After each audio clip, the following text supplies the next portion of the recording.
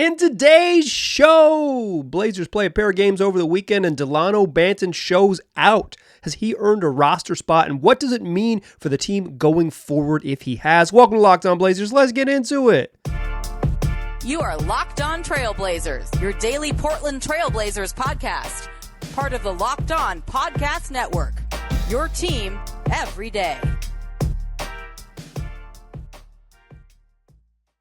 What's up, world? It's your past first point guard and Trailblazers reporter Mike Richmond. You are listening to another episode of Locked On Blazers, part of the Locked On Podcast Network, available wherever you get podcasts and also on YouTube. Thanks for making this show your first listen, coming at you each and every weekday, Monday through Friday. So make it a part of your daily routine.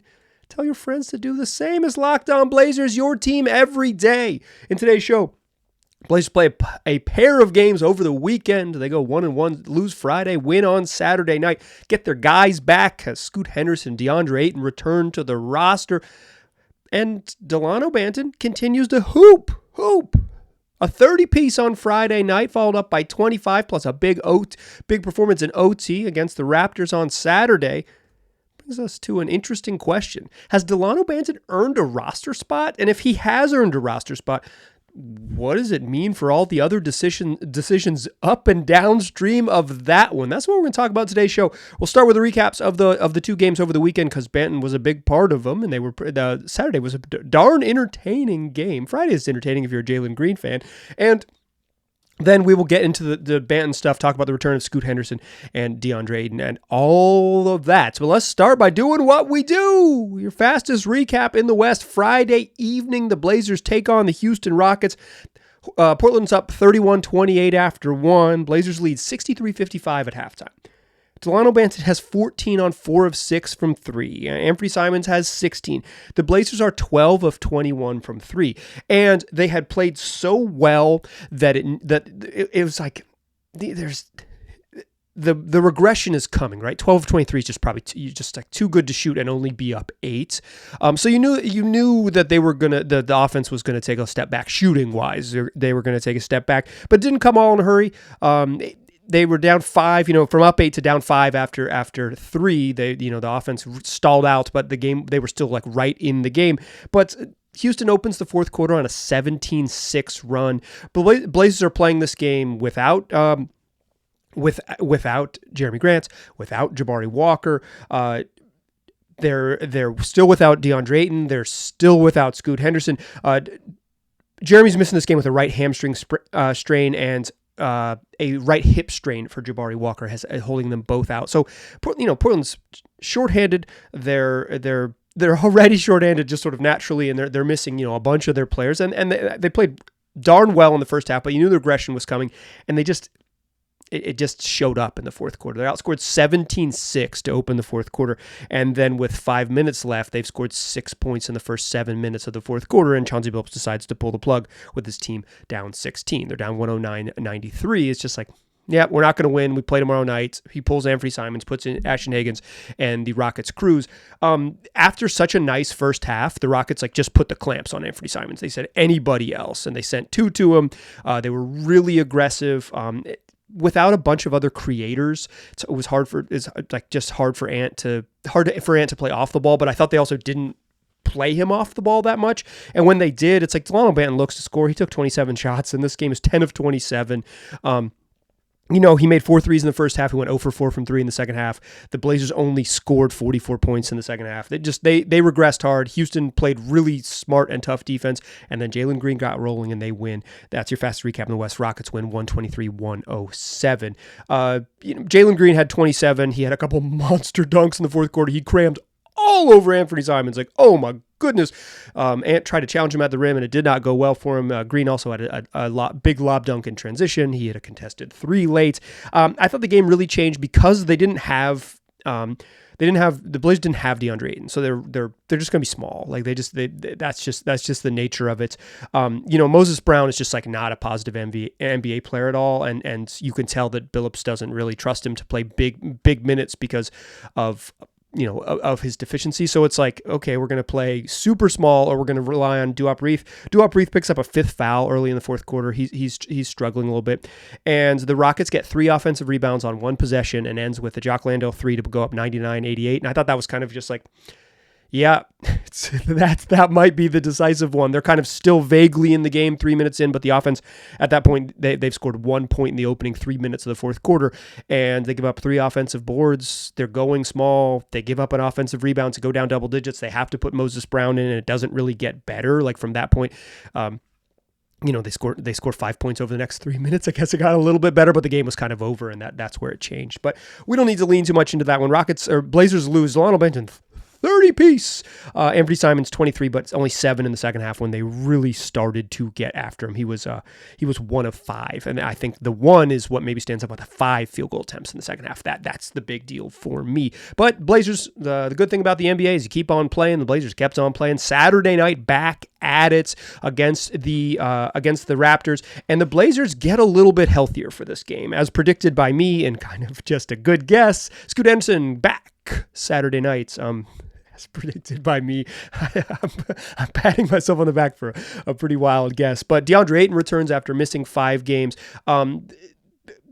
It's just good to watch a team with more competent players, and more players that can be part of what's next. It's just so much more enjoyable to them. And all of a sudden, it looks like the Blazers are going to roll in this game. They're up 33-16 after 1. They're up 63-46 at halftime. They led by as many as 21 points in the first half. And I'm stupid enough to think like, oh, they're going to roll maybe. Like the Raptors, who are, playing without Scotty Barnes and playing without RJ Barrett in this game and playing without Jakob Poeltl, and they're bad. Like they aren't like super good when they're healthy and they're shorthanded. I'm like, oh, the Blazers are going to roll. How about this? Like they got it going, and DA's back, and Scoot's having a nice first half, and they're going to roll, and then they don't roll. And it's 92-81 after 3, and you can kind of feel the momentum. Like, okay, the Blazers offense is they still scored 29 in that 3rd quarter, but you could tell that the Raptors were getting what they wanted, and you could see the Blazers offense deteriorating a little bit. The game is tied at 113 all heading into the overtime, but just to get there, the Raptors had to make some plays and get some good luck. Blazers they go in, they call a timeout, 2-point game under a minute. They run a pick and roll, get Deandre Ayton the ball in the middle of the court, and he makes a really nice pass to cutting Matisse Thybulle underneath. I think it's one of the parts of his game where if Deandre Ayton was a little bit better at this more consistently, he'd be a very good player, but he gets the ball in the middle of the court, reads the defense, makes a great pass. Matisse Thybulle hits a reverse layup, and the Blazers go up 4 with 45 seconds left. They're going to need, basically to make 2 free throws, and they're going to win the game. Just like with time left, if you defend and don't give up a 3 and you make a couple free throws, you're going to win. Raptors come down and get a bucket inside, or get fouled inside. Chris Boucher going up inside gets fouled by Toumani Camara. Blazers challenge is pretty clearly a foul live. They lose the challenge, and Boucher hits 2 free throws. So now Raptors have a chance they're going to have to foul. So they don't go for a 3, or they don't hit a 3 in a 4-point game with a minute left. So they're going to have to play the foul game, but they choose not to foul away. Instead, they trap Anthony Simons, and he kind of dribbles into nowhere, dribbles himself right into coffin corner, and tries to throw the ball off Chris Boucher, and it hits Boucher, and then it bounces off Ants, and Ants is pretty clearly standing out of bounds, and initially they signal Blazers ball, but then he's like, hold on, I need to talk to, the ref who called this says, wait, we're gonna have a little conference. He talks to the other ref, and they decide that there was actually no call, and they're unsure, and it's going to be a jump ball. On the replay, it might have been that Chris Boucher might have been standing out of bounds already. It's unclear to me, but they both teams had used their challenge bizarrely and unsuccessfully in the prior 2 minutes. So neither team could challenge to make sure we got it right, and that has to be challengeable now under the current NBA rules. So we get a jump ball. Any 2 center circle, Raptors win the jump ball. Gary Trent fires up a 3, brick. Grady Dick gets the rebounds, brick from about 7 feet, but Chris Boucher taps it in with 0.7 seconds left, and we're tied at 113. Blazers have a timeout. get a play. Chris Murray, the inbounder, throws it. I think the Blazers, like not having an inbounder that isn't Malcolm Brogdon, has burned them a couple times this year. But Chris Murray, the inbounder, throws a great pass from where he is on the sidelines, like a typical out of bounds on the sidelines, throws it to the opposite side of the rim. It's a pretty far pass, right on the money. Deandre Ayton catches it in the air, puts it back up. Deandre Ayton has incredible touch at this range. It's probably one of his best spots on the court. Back rim, front rim, back rim, front rim, off. That ball hit the rim so softly so many times, 113 all, and the Blazers just dominate in overtime. They win the tip, and they throw a lob. They run that little back screen lob play for Deandre Ayton where Tumani or whoever the forward is sets a back screen on the opposing center, and Deandre Ayton just rim runs, just like from the tip, sprint to the rim. He does. They get a dunk right away, and that was more to come. Dalano Banton has 8 in overtime, a lob, an and one going to his left, and a spot up 3 when they double teamed Anthony Simons. He scores 8 in overtime. The Blazers cruise 15-5 in overtime to win 128-118. That's your fastest recap in the West. Like I said, to open this one, like the Blazers are just so much more watchable. This wasn't like this incredible performance. The offense was pretty. I thought they played too much prevent offense in the fourth quarter of this game.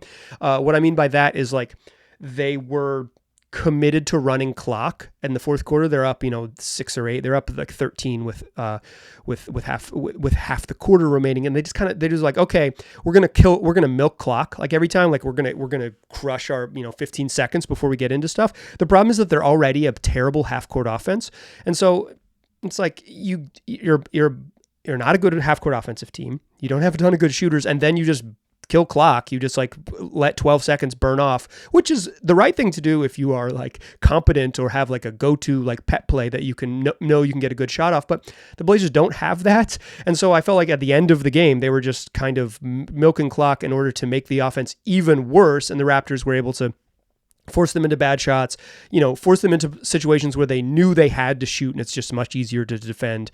And they needed to make another jumper, and they needed to not have that weird turnover jump ball situation in the final 20 seconds. But dominant OT, and they get the win anyways. Let's talk about Scoot. Let's talk about DA, and let's talk a bunch about Dalano Banton in the second segment. Join me there, won't ya? First, let's talk about Nissan and the new 2024 lineup of SUVs. Are you the kind of driver that wants to push things a little further? You ever wonder what adventure could be around the next corner? Well, our friends at Nissan have a lineup of SUVs with the capabilities to take your adventure to that very next level.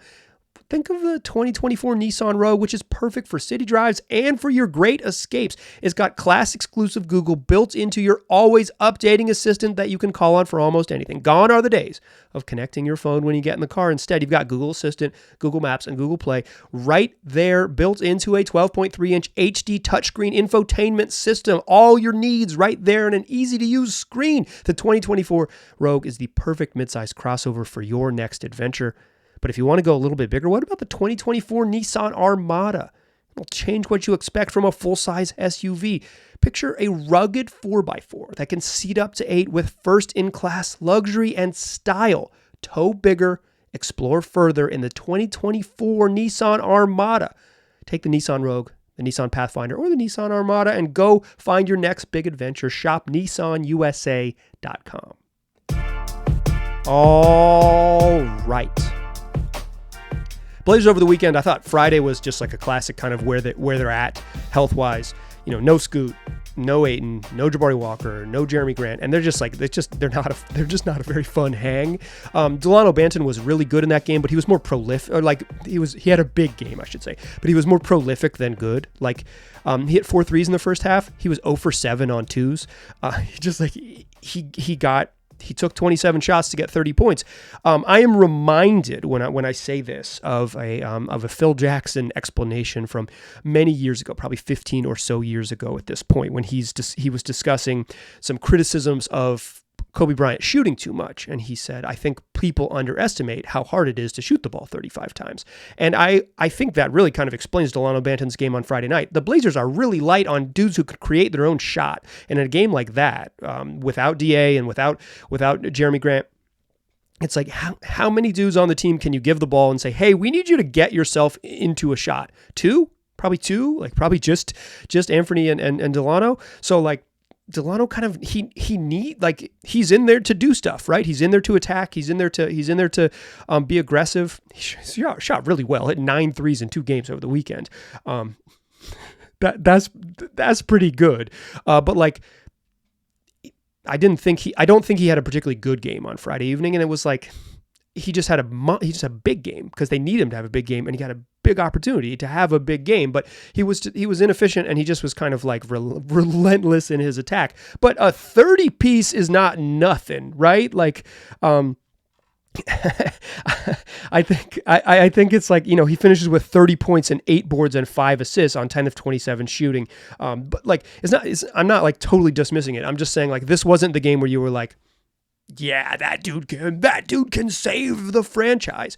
But that was like a game where it was like, Dalano Banton has a skill set that no one else has, and he's been really useful this year. And like, if more dudes could dribble and more dudes could take 27 shots and 8 free throws, then like this team would be a little bit further along. But I thought his follow up on Saturday, that was the game where I was like, oh yeah, he can play. And again, this was like a heck of a shooting game. I've mentioned it's like he has not been a shooter at any level of play, but he hit 9 threes over the weekend. When he shoots well, he is like, it is a whole nother calculation. Like, it's very easy to be like, it's very easy to squint and like watch him drive to the rim and be like, I like Dalano Banton, he's fun. And I do. I like Dalano Banton, he's fun. But when he makes threes, you can open your eyes, you don't have to squint. You can be like, whoa, that's a ball player. And what he was on Saturday, 25 on 9 of 16 shooting, hits 5 of 8 threes, has 8 in overtime, went scoreless in the fourth quarter, and basically played every second of the fourth quarter, and then comes in and has 8 in OT to kind of just to seal the game.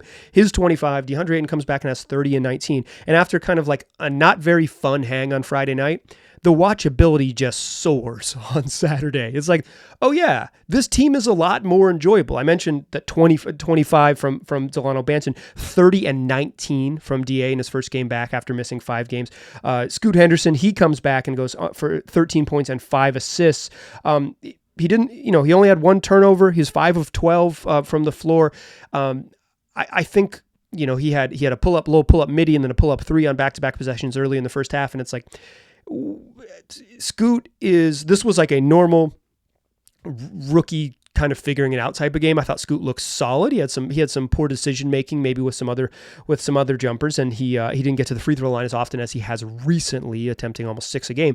He just took 2 in this one. But like, he was on a minutes limit. He played 26 minutes and 20 seconds. I'm assuming that he had a 25-minute limit because he didn't get to play late, and he just went over by a little bit because of his substitution. Billups told reporters prior to the game that Scoot eventually, when he gets his feet under him after missing some time, and he knocks off the rust and gets his wind back, he's going to start and play, which is what you want to see. And I would have liked to see him play in OT, but minutes limit, right? Like they're not going to be like, JK, no minutes limit, go play 30 minutes. Like, they're going to be cautious and smart and all of those things. And Dalano Banton was cooking in overtime, so it's not like Scoot would have been hard pressed to be better than that. But you get DA back, so much more functional in the pick and roll. It's so much easier for Anthony Simons to like do what he needs to do. Like, he just, he's going to get attention defensively like no one else gets, but if he doesn't have that outlet, it's really different for him. And if you don't have to, like, as good as Duop Reith is, and he can shoot and play off the dribble, he doesn't get the kind of like, okay, we need to send a second body. We need to guard pick and rolls with 3 guys the way that they do with Banton, with DA, with Ayton. So, just the watchability and the enjoyment, and like, also if you're thinking the big picture, it's like, oh yeah, like this team is like watching Scoot play and watching Deandre Ayton play and watching Anthony Simons play. It's like, oh yeah, like I can think about what's next with this team. When it's like, when you're watching like Ashton Hagans try to like hit Jabari Walker on the short roll, you're not like, okay, I'm going to close my eyes and think about the future or whatever. You're like, wow, I'm really committed to this team because I'm watching them. Saturday night, it's just like, Saturday night gave me, as someone who's going to watch all these games and do podcasts about it, I felt a lot better about the remainder of the season, because it's like, there's stuff to watch that is meaningful, and I thought DA was pretty good and Scoot was pretty good, and I thought Simons was solid, and more than solid, Dalano Banton was just good on Saturday night. He went from a big game on Friday to a good, just a certifiably good game on Saturday. 25 points, 7 boards, 4 assists. He turned the ball over twice, but played 42 minutes with the ball in his hands. They were able to play Anthony Simons off the ball, and Banton's best skill is that he's a slasher. Like he just attacks and gets himself to the paint. He didn't shoot a ton of free throws, but he did. He had an and one in overtime, and he made 5 threes. It totally changes the game, and his ability to get into the paint and kind of start the action, right? Billups's sort of offensive philosophy, at least the way he's spoken of it, is like some stuff they just like straight up are incapable of doing, or he's been incapable of coaxing out of them. But what he really believes is he wants his guys to create advantages, and create advantages by touching the paint. And Banton is probably the best guy on the roster right now, other than certainly the best guy other than Anthony Simons, and arguably better than Anthony Simons at just like getting into the paint to getting the mix going and then kicking out. He uses his length, he uses big strides, he has the sort of the ability to play angles and make moves and all those things, and he can get into the paint. I thought on Friday he got into the paint, kind of got caught with like, I'm going to take a really hard shot, but that was a lot about like who was available on the roster. They needed him to shoot 27 times, which is like telling. But I thought he kept that going really well on Saturday evening against the Raptors, and he was good. And the Blazers overcame 29 from Manuel Quickley, 23 from Gary Trent Jr. Oh, also at the end of this game, the Raptors are shooting free throws late because Matisse Thybulle fouled a 3-point shooter when the game was already over at the end of overtime. So there was like a moment when like, this hard-fought game is coming to an end. They're shooting some meaningless free throws, and Gary Trent Jr. and Toumani Camara are just jawing at each other. They're just getting into a little verbal spat, and then it carries over as the Blazers are dribbling out the clock. It continues to be a verbal spat. Gary Trent Jr. straight up yelling at Toumani as the game ends, and Anthony Simons tries to come over and like calm him down, and they didn't show it on the Blazers broadcast when I saw it, but it was like clearly there was beef, and they like it was maybe a little minor brouhaha of two guys yelling at each other. Toumani Camara, what I like about him, he'll mix it up. He'll mix it up. My man will mix it up. But back to Banton for a moment, and I want to talk about the implications of this to close the show. Is like, Friday night, they need him. Big game. Saturday night, they need him. Really solid game. He has had his 4 of his highest scoring games of his career in a Blazer uniform. He has clearly been a very intriguing and nice find by the Blazers at the trade deadline. And it begs a question. That's not really what that term means. It inspires the question. Is he a keeper? Is he going to be on the roster next year? Let's talk about that. Let's talk about Banton, who has played undeniably good ball in a Blazer uniform. What does it look like for if he's part of the plan in the future? That's what we will do to close the show, because there's big decisions to be made if Banton is part of this team. Join me in that third segment, won't you? First, let's talk about LinkedIn Jobs. When you're hiring for your small business, you want to find quality professionals that are right for you and they're the right fit. That's why you've got to check out LinkedIn Jobs. LinkedIn Jobs has the tools to help you find the right professionals for your team faster and for free. LinkedIn is not just another job board. LinkedIn has a vast network of more than 1 billion professionals, which makes it the best place to hire. It's LinkedIn, okay? It's the place where all of us put our, professional resume and CVs online for folks to find. So if that's the place where professionals already are, why not meet them there? Because LinkedIn gives you access to professionals that you can't find anywhere else. LinkedIn does all that while making the process easy and intuitive. And hiring is easy when you have that many quality candidates. So easy, in fact, that 86% of small businesses get a qualified candidate within 24 hours when they use LinkedIn Jobs. Plus, LinkedIn Jobs is constantly finding ways to make the process easier because they know that you might not have time or all the resources to hire if you're running a small business. LinkedIn even launched a feature that helps you write the job descriptions. So they're making the process even quicker for you. 2.5 million small businesses use LinkedIn for hiring. So why not join the gang? Post your job for free at linkedin.com/LockedOnNBA. That's linkedin.com/LockedOnNBA to post your job for free. Terms and conditions apply. Still a pass first point guard. I'm still Mike Richmond, and you are still listening to Locked On Blazers. Dalano Banton has been hooping in a Blazers uniform. It's undeniable. I think there is some shiny new parts with Banton, right? Like he's he feels maybe better than his production has been. Like he's shooting 43% from the floor, but shooting he hasn't been hyper efficient, but he's shooting well from three, 37% on 4 attempts per game. He's again made 9 threes over the weekend. Overall in a Blazers uniform across 12 games, he's averaging 14 points, 4.5 boards, and 2.6 assists with that slash line of 43, 37, and then just 66% from the free throw line. But he helps. Like even without, like I think he's pretty clearly like been a useful rotation player. The question is he more than that? I think he's probably not an NBA starter. I think that's abundantly clear, but is he an NBA helper? Like, is he like a dude who you could have as your 4th or 5th guard? And if you need help, you've got this like intriguing guard skill set wing type. I think he's probably best when you play him as like a 2-ish, because if you play him at 3, he's just skinny. He's like, you're going to give up a little bit on defense, but regardless of position, it's like he does stuff on offense. His ability to get in the paint helps. And obviously the shooting's been really good, but it's a small handful of games. I don't want to get too caught up in like, he can shoot now. If he can't shoot, he's still like an intriguing player because of the ability to get into the paint. He has some offensive stuff, and he's at his frame and his size, the ability to handle the ball is straight up useful. It's a straight up useful skill set. But I think it was clear when he got here that the Blazers were taking a flyer on him. And if you kind of think about the future of this team, it seemed pretty unlikely that Dalano Banton was going to play himself into a roster spot.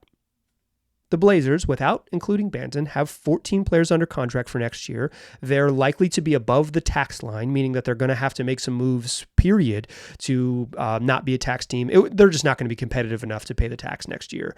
It doesn't make competitive sense to pay the tax when you're not good. When you are good and then you don't pay the tax, that's a problem. But like, as a team that's going to be probably below the play-in next year, or like on the very fringe of it, they're going to need to be below that line. So they're going to have some decisions to make. Plus, Banton is, like I said, he's probably a 2. If not, he's a ball handler type, like he's a primary creator type.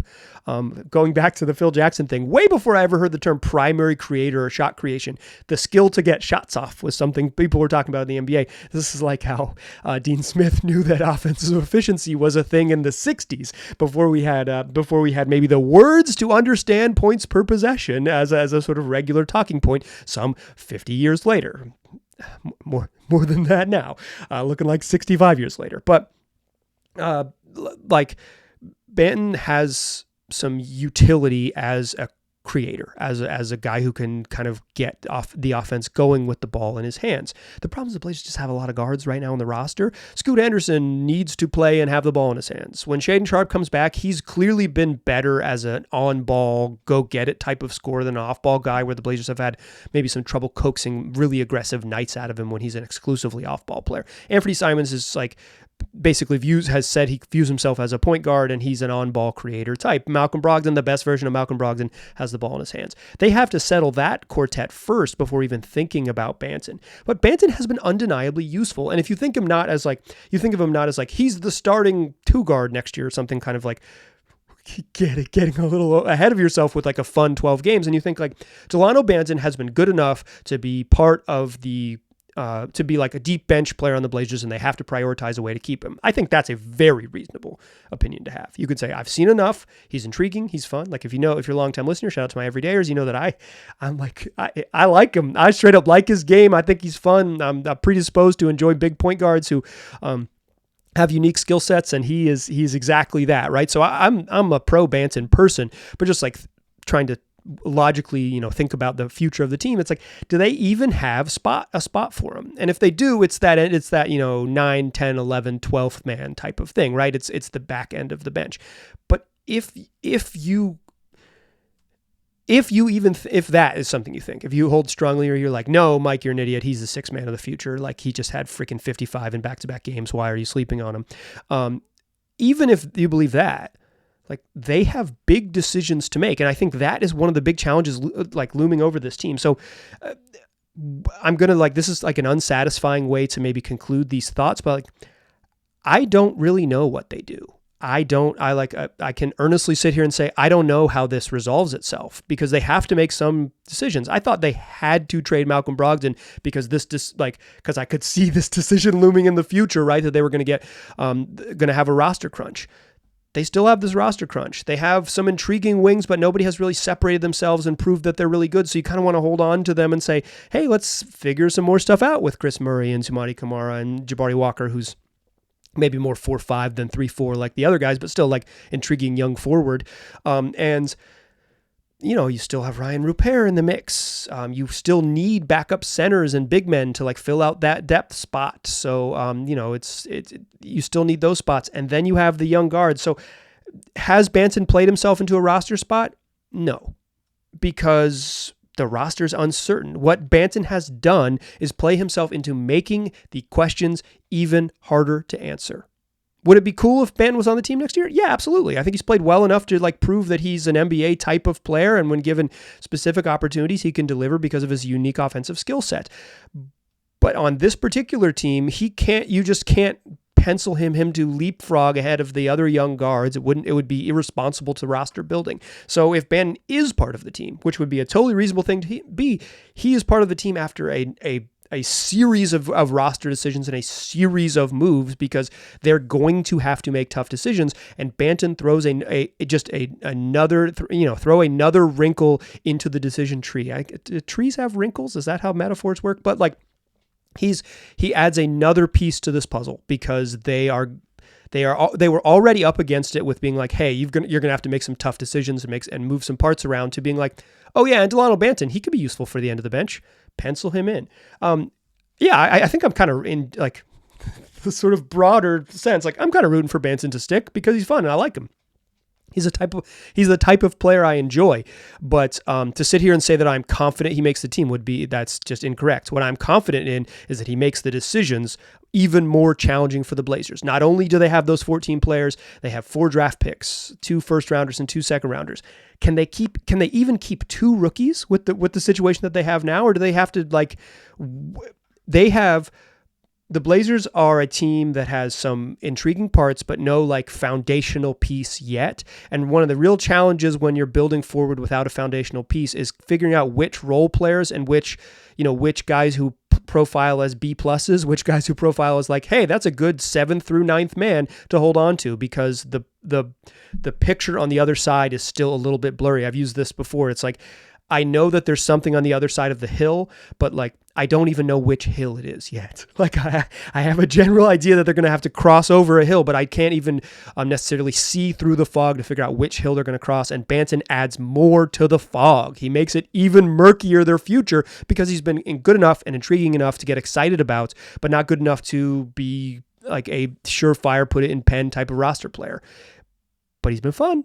And he's going to be enjoyable. And with the Blazers back and with Scoot back and DA back, I selfishly am so much more excited to watch basketball that is a little more palatable. So let's do that all week long. You were listening to Monday, March 11th show. On Monday evening, the Blazers play the Boston Celtics. Later this week, Nate Duncan is going to join the program, the host of Dunked On, a prolific daily podcaster, Nate Duncan, friend of the program. You're not going to want to miss that one. I believe that show is going to come out on Wednesday. So Tuesday show, we will recap the Celtics game. Wednesday show will be Nate Duncan. I'm trying to nail down another fun interview that would come out a little bit later in the week, but that's what we do. 5 days a week, wherever you get podcasts. It's also on YouTube. We got guests on the program. We got fun basketball to watch. So tell your friends about the program.